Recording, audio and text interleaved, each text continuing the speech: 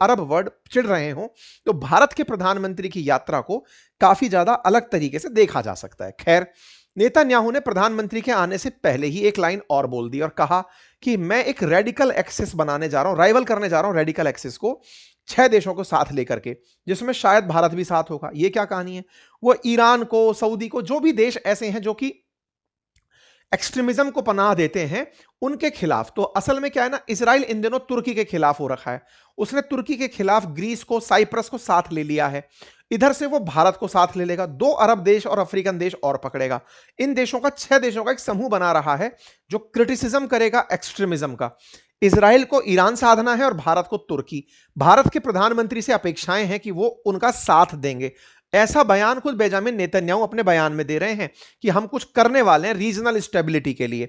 भारत के प्रधानमंत्री ने भी एक सहमति जताया हुआ मैसेज तो कर दिया है, लेकिन क्या वाकई में भारत इजराइल के साथ उस ग्रुप में शामिल होगा? क्योंकि हमारा ईरान के खिलाफ भी खड़ा होना फिलहाल हमारी ईरान को साधने की नीति के खिलाफ हो जाएगा। ऐसे में यह यात्रा बड़ी ही रोमांचकारी हो जाती है। जब यात्रा होगी तो उसके मायने भी आपके सामने रखे जाएंगे। इजराइल वैसे ही सुर्खियों में बहुत रहता है और भारत के प्रधानमंत्री की एक दिन बाद की यात्रा ऐसे समय में जब विरोध हो रहा हो बहुत मायने रखती है। ऐसा क्या हुआ इजराइल के खिलाफ, अरब वर्ल्ड के लोग क्यों उतर आए, इन सब विषयों के ऊपर आज चर्चा करेंगे। हाल ही में आपको मालूम होगा कि ट्रंप के इंटरफेरेंस से गाजा को लेकर पीस प्लान जारी हुआ था और उस पीस प्लान के बाद अब अचानक गुस्सा उतारने की मेजर वजह बनकर आए एक व्यक्ति जो अमेरिका के राजदूत हैं, इजराइल में पोस्टेड हैं। इन्होंने हाल ही में अपना एक इंटरव्यू दिया अमेरिकी पत्रकार को, उसका नाम है टकरसन। इंटरव्यू में इन्होंने जो बात कही, उस बात से अरब वर्ल्ड के लोग उखड़ गए। आप कहेंगे इनके बयान, जो कि एक अमेरिकी राजदूत है अमेरिकी पत्रकार को इंटरव्यू देते हैं, इससे इजराइल के खिलाफ गुस्सा क्यों? क्योंकि इन्होंने इजराइल के पक्ष में बयान देते हुए कहा कि इजराइल चाहे तो नील नदी से लेकर यूफ्रेटस नदी तक का जो भी एरिया है उस पर कब्जा कर सकता है। इनके इस बयान से एक मायना निकल कर आया कि हाल ही में तो ट्रंप ने पीस के नाम पर गाजा के लिए बोर्ड ऑफ पीस बनाया और उसको पूरी तरह से दुनिया भर के देशों से पैसा लेकर बेच खाया। ऐसे में क्या इजराइल अमेरिका का एक आर्म बनकर इजिप्ट में बैठी नील नदी से लेकर इराक सीरिया में बहने वाली यूफ्रेटस फरात नदी तक के क्षेत्र को लेने के बारे में तो प्लान नहीं कर रहा है? और अगर ऐसा है तो इस अमेरिकी मंशा का अगर समय रहते विरोध नहीं हुआ तो फिर कब होगा? यही कारण है कि यूएस एनवॉय के बयान, जिनका नाम है माइक हकाबी, उनके बयान पर मिडिल ईस्ट उबला हुआ है। यह बयान कैसे समय पर आया, क्यों आया, क्या है इसके मायने और सही में बयान क्या था, वो भी मैं आपको बताऊंगा। ऐसा क्यों कहा गया कि इनकी एक रिलीजियस पुस्तक में ऐसा लिखा गया है, उस रिलीजियस पुस्तक का कंटेक्स्ट और ग्रेटर इजराइल की बात यहां पर होगी। यहां पर बात होगी इजराइल के यहूदी होने पर, यहां पर चर्चा होगी अरब वर्ल्ड के मुस्लिम होने पर, चर्चा होगी अमेरिका के ईसाई बहुल होने पर, चर्चा होगी कि ये तीनों ही एक अब्राहम की संतान के रूप में कहां से अपने आप को कनेक्टेड पाते हैं और किस बात पर झगड़ते हैं। डिटेल में चर्चा होगी। चलिए शुरू करते हैं, क्योंकि अल्टीमेटली यूएस एम्बेसडर जो इजराइल में है, उनके बयान इस समय अरब और मुस्लिम जगत में खूब क्रिटिसाइज किए जा रहे हैं। लेकिन यह बात तो वही है जो नेतन्याहू कहा करते थे। अगर वही सेम बात है ऐसे समय पर जब अमेरिका ईरान के साथ झगड़ा कर रहा हो और उसे ईरान के खिलाफ दुनिया के और विशेष रूप से अरब देशों का साथ चाहिए हो, उस समय पर अगर इजराइल के अंदर बैठे अमेरिकी राजदूत ऐसा बयान दे देते हैं तो इसके मायने बहुत सारे होंगे। साथियों, इजराइल में अमेरिकी राजदूत हैं माइक हुकाबी। उनका बयान आया जिससे सऊदी अरब, मिस्र, जॉर्डन सब लोग नाराज हुए। बयान ऐसा था जिसे धार्मिक और राष्ट्रीय भावनाओं को भड़काने वाला माना गया। ये उस बयान के खिलाफ आए हुए तमाम कमेंट्स हैं जो कि फॉरेन मिनिस्ट्रीज की तरफ से जारी किए गए। किंगडम ऑफ सऊदी अरेबिया की तरफ से आया ये पूरा बयान है जो विरोध कर रहा है। कतर का विरोध है, तमाम मुस्लिम राष्ट्रों के विरोध है। और ऐसे में उन कमेंट्स में विशेष रूप से जब ये विरोध जारी हुआ तो लोगों ने खूब ज्यादा उन देशों को मतलब भला बुरा कहा जो मुस्लिम देश हैं, अरब वर्ल्ड के देश हैं। उनके लोग ही अरब वर्ल्ड के इन राजनेताओं को क्रिटिसाइज कर रहे हैं कि तुम ही लोगों ने अमेरिका को फिलिस्तीन का सौदा करने दिया, गाजा पीस प्लान में तुम ही लोग साझा होने गए थे, तुम ही $7 बिलियन गाजा रिकंस्ट्रक्शन के नाम पर ट्रंप को दिया है, जो ट्रंप अपना शहर बसा रहा है। इजराइल के हाथों गाजा का जो भी हाल हुआ उसके बाद में गाजा की पुनः बसावट में हमास को हटाने वाले तुम ही थे। तो ये लोग कमेंट्स में बहुत भला बुरा कहने लगे। इससे यह बात तो समझ में आती है कि मुस्लिम देश के जो राष्ट्राध्यक्ष हैं देशों के जो राष्ट्राध्यक्ष हैं वो भले ही अमेरिका को बिके हुए हों, लेकिन अमेरिका के प्रभाव क्षेत्र से इन देशों की जनता मुक्त है। वो खुल करके फिलिस्तीन का साथ ना देने पर इन मुस्लिम राष्ट्राध्यक्षों को भला बुरा कहती हुई सोशल मीडिया पर दिखती है। खैर, अब आते हैं माइक हकाबी पर। ये कौन है? सुनने के लिए केवल अमेरिका के राजदूत हैं इजराइल में, लेकिन ये बहुत प्रतिष्ठित राजनेता भी हैं। कैसे राजनेता हैं? ये वो व्यक्ति हैं जो कि अमेरिका के एक राज्य के गवर्नर रह चुके हैं और 2 बार अमेरिका में राष्ट्रपति पद के लिए चुनाव में अपनी दावेदारी पेश कर चुके हैं। इतना ही नहीं, इन्हें रिपब्लिकन पार्टी के अंदर, ट्रंप की पार्टी के अंदर बहुत इज्जत प्राप्त है, इसीलिए ट्रंप ने इन्हें इस क्षेत्र में नियुक्त किया है। ये रिपब्लिकन पार्टी की तरफ से 44th गवर्नर रह चुके हैं इनके अरंगसास करके जो राज्य है उसके अंदर। साथ ही साथ में ये एक बहुत अच्छा daily radio program the Mike Huckabee show के नाम से भी होस्ट करते आए हैं। मीडिया पर्सनैलिटी हैं, अपने शो के चलते फॉक्स न्यूज में भी सुर्खियों में रहे हैं। प्रेसिडेंशियल नॉमिनेशन भी इनका रहा है 2008 और 2016 में। तो ये काफी अच्छे लेवल पर अमेरिका में चर्चित प्रतिष्ठित एक commentator, TV news commentator, anchor, ये सब रहे। और उसके बाद मतलब ये उनकी उस समय की तस्वीरें हैं जब ये अपना स्पीच दे रहे थे साउथ कैरोलिना में प्रेसिडेंशियली प्राइमरी के लिए। उस समय पर भी इनका नाम चर्चा में रहा। खैर, जब ट्रंप राष्ट्रपति बने तो इन्होंने उनको समर्थन दिया और ट्रंप ने इन्हें बदले में इजराइल का राजदूत बनाकर भेज दिया। ये इजराइल में थे तो इनका इंटरव्यू लेने के लिए आए एक और न्यूज के एंकर जिनका नाम है टकर कार्लसन। ये जो टकर कार्लसन है ये भी अमेरिका के बहुत प्रतिष्ठित न्यूज एंकर हैं। इनके शो की जो भी बातें होती हैं वो कट करके जब डलती हैं तो बहुत सारे न्यूज चैनल्स में न्यूज बनाती हैं। ऐसे में इनके द्वारा जो बनाई गई न्यूज थी वो धीरे धीरे सुर्खियों में आने लगी। टकर कार्लसन ने जो बयान दिया वो हेडलाइन बनना शुरू हुआ। It would be fine if they took it all. ये अच्छा होगा यदि इजराइल ये सारा की सारा ले ले। ये टकर कार्लसन के वीडियो के अंदर की क्लिप्स हैं जिसमें जो बातें कही गई हैं वो मैं आपको बता रहा हूं। उस बात में यह कहा गया है कि बाइबल के अनुसार अब्राहम के वंशजों को वो जमीन मिलेगी जिसे आज पूरा मिडिल ईस्ट शामिल होगा। इब्राहिम के वंशजों के बारे में बात की गई है। कार्लसन ने इस बयान में जब यह कहा तब ये हकाबी कहते हैं कि अगर वे चाहें तो वे सब ले लें। कौन चाहें?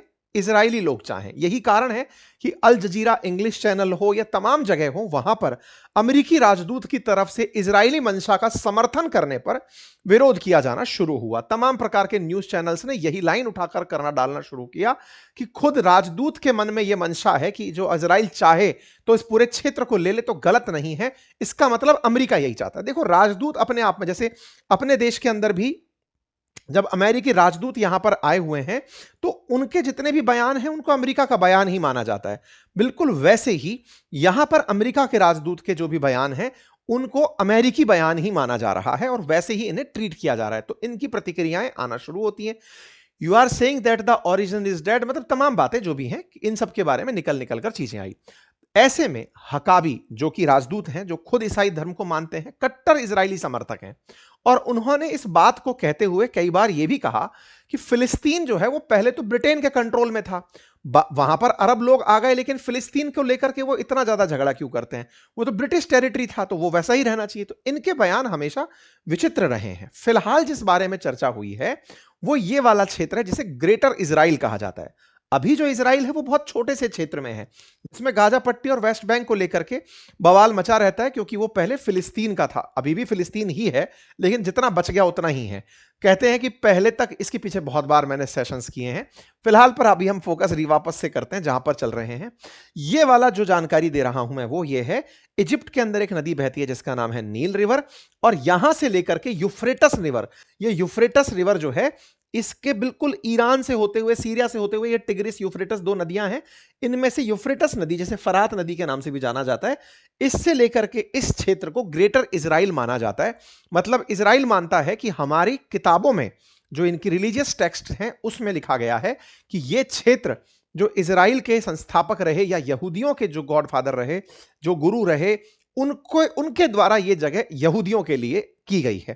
तो ऐसी अगर जगह है कोई तो इसमें तो बहुत सारे क्षेत्र शामिल हो गए।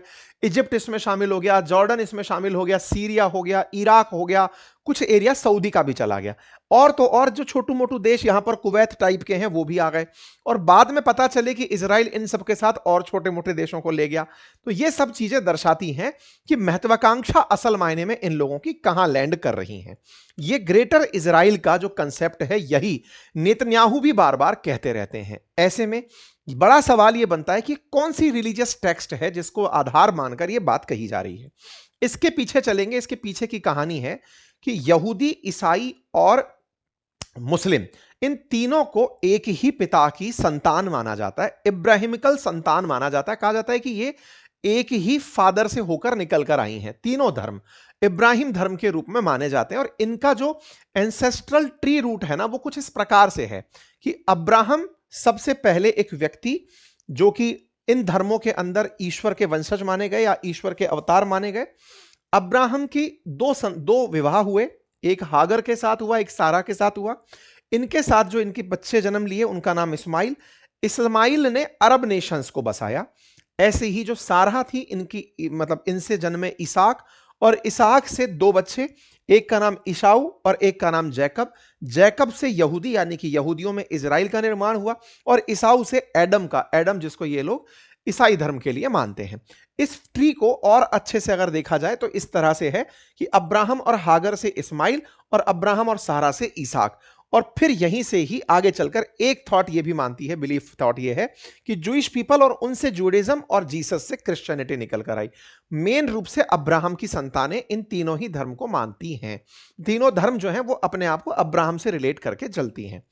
ऐसे में अब सवाल यह है कि यहां पर जो बवाल हुआ वो किस बात पर था।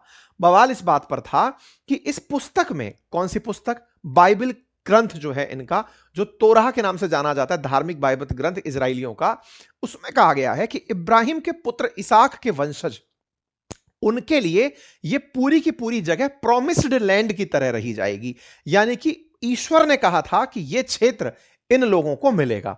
उस पुस्तक में, जिसे ये रिलीजियस टेक्स्ट के रूप में पढ़ते हैं, उस पुस्तक में इस क्षेत्र को, जिसे ग्रेटर इजराइल कहा जा रहा है, उसमें यहूदियों को देने की बात कही गई है। इस बात को जब इनसे पूछा गया कि यहूदी इस बात को मानते हैं तो आपको क्या लगता है, इनने कहा मानते हैं तो वो जगह ले लेनी चाहिए। यह बात इन्होंने समर्थन में कह दी। ये वो बात है ग्रेटर इजराइल की जिसे नेतन्याहू भी अक्सर कहते आए हैं।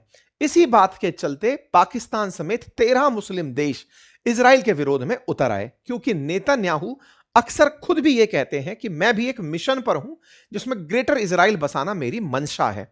ऐसे में अरब देशों का इजराइल के खिलाफ उस समय विरोध होना जिस समय प्रधानमंत्री नरेंद्र मोदी इजराइल की यात्रा पर जाने वाले हों एक दिन बाद ही, तो यह अपने आप में ज्यादा बड़ी चर्चा का विषय बन जाता है। क्योंकि इजराइल के अंदर इनकी जो यात्रा है वो ऐसे समय पर हो रही है जब इजराइल और अमेरिका मिलकर गाजा के पीस प्लान पर चर्चा कर रहे हैं। ट्रंप लगातार गाजा के नाम पर पैसे वसूल रहे हैं बोर्ड ऑफ पीस के चलते। $17 बिलियन हाल ही में प्लेज किए हैं गाजा को रिकंस्ट्रक्ट करने के नाम पर। अरब देशों का जहां साथ चाहिए था, वहीं पर अरब देशों के साथ के चलते अब अरब देश ही इजराइल के विरोध में आ जाएंगे, तो कहीं पीस एफर्ट्स कहीं पीछे तो नहीं हट जाएंगे। और भारत जो कि यहां पर अपनी प्रेजेंस देने जा रहा है, अभी हाल ही में मैंने सेशन भी बताया था आपको, बोर्ड ऑफ पीस में भारत एज एन ऑब्जर्वर पहुंचा था। तो भारत के लिए ऐसे समय पर, क्योंकि भारत अरब देशों को भी साध कर चल रहा होता है, इजराइल को, अमेरिका को, सबको, हम सबको ही साध रहे हैं। कारण यह क्योंकि हमारे 140 करोड़ लोग हैं, सब तरह की मान्यताओं के लोग हैं। ऐसे में हमको सबको साथ लेकर चलना है, और सबका साथ सबके विकास में हम किसी के खिलाफ और किसी के साथ हो ही नहीं पाते। तो ऐसे में हमारी यात्रा को और अड़ंगे लग रहे हैं। इजराइल यहीं पर नहीं रुक रहा है। उन्होंने वेस्ट बैंक के 60% एरिया को कब्जाने की योजना जारी कर दी है। यूं समझिए कि इस 60% वेस्ट बैंक जो कि फिलिस्तीन का माना जाता है, ओस्लो अकॉर्ड के अकॉर्डिंग उसके 60% एरिया पर इजराइलियों ने रजिस्ट्री करवाना शुरू कर दिया। कहा है कि अगर तुम्हारी जमीन है, गाजा वालों, फिलिस्तीन वालों, तुम्हारी ये जमीन है तो कागज दिखाओ, नहीं है तो छोड़ कर जाओ। ये असल में वेस्ट बैंक है। आपको याद होगा जब मैं इजराइल की यात्रा पर गया था तो मैंने वेस्ट बैंक में ये जो एरिया नंबर सी है, यहां से खड़े होकर वीडियो डाला था आप लोगों को, वो आपने देखा भी होगा, अंकित इंस्पायर इंडिया पर हमने शेयर किया हुआ है। असल में ये कहने के लिए फिलिस्तीन है, लेकिन इसके 60% एरिया पर इजराइल का कब्जा है। इजराइल ने हाल ही में 60% एरिया पर रजिस्ट्री शुरू करवा दी है कि अगर तुम लोगों की जमीन है तो बताओ, नहीं तो इसको पूरे को हम ले लेंगे। इसका भी अरब देश विरोध कर रहे हैं। तो एक तरफ तो ये वेस्ट बैंक पूरी तरह 60% इजराइल के कब्जे में जा रहा है, गाजा के नाम पर रिकंस्ट्रक्शन आ चुका है। इन दोनों से मुक्त होकर के ग्रेटर इजराइल का मुद्दा जारी हो गया है। ऐसे में यह मुद्दा बहुत बड़ा बन जाता है और इंटरनेशनल अटेंशन का कारण बन जाता है।